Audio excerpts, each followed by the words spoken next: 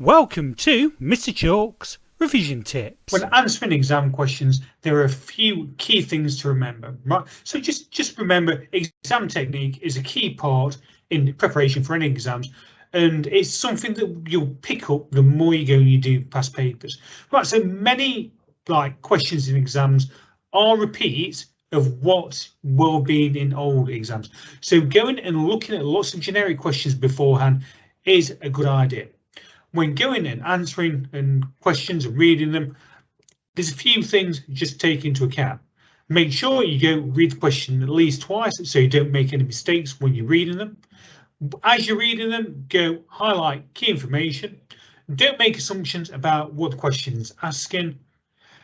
Make sure after you've answered it, you go check your work for daft errors that you might make. And if it involves going and answering something where there's some calculation, make sure that you write your workings out down.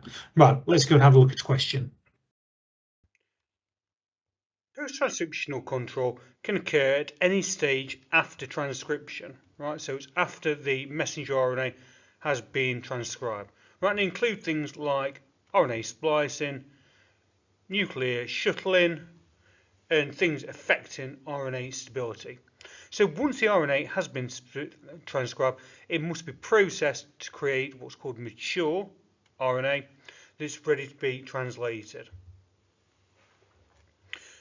Like we've seen in other questions, so the product of transcription is a precursor molecule, so not the final molecule, which is called pre-messenger RNA. Right? That is then modified, forming what's called mature messenger RNA before it can go on and bind to a ribosome and be used in protein synthesis. So some of the things that need to be added to it, so a cap protein needs to be added to the 5' end and to the tail. So these help stabilize the messenger RNA. So it stops it going and breaking down, so degrading in the cytoplasm. The cap also helps with the binding of messenger RNA to ribosomes. Splicing also occurs where the RNA is cut at specific points. So the process of removing introns and rejoining them, the coding sections or exons, is called splicing. Primary transcriptions are modified to form mature messenger RNA. Right, that's a very, very important phrase to use.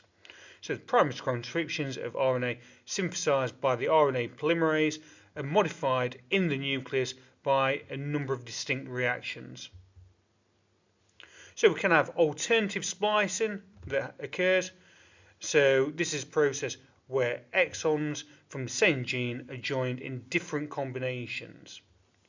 This leads to different but related messenger RNA transcriptions or transcripts. So these messenger RNAs can be translated to produce different proteins with distinct structural features from just the one single gene. We can have phosphorylation of a protein, so that can either activate it or inactivate it. And we can have things like binding of cyclic AMP, which alters the shape of the protein after it's been translated, which can either activate or deactivate it. So if we just go and have a look at a quick question. So in this question, it's just asking us to describe how gene expression can be regulated. Right, the point is it's saying after transcription. So remember, transcription is where we've made the messenger RNA. Most importantly, after transcription can be related to either going and altering the messenger RNA, or it can talk about what's going to happen to the protein after it's been translated. So key things to talk about is the fact that our primary messenger RNA can be modified. We can do this by the removal of introns. Like we said before, we can use various alternative splicing to produce different versions of the messenger RNA. We can talk about the protein being activated by cyclic AMP or by phosphorylation. And we can talk about things like cyclic AMP that will go and alter the shape, so therefore the function of that protein. So hopefully you have found that useful.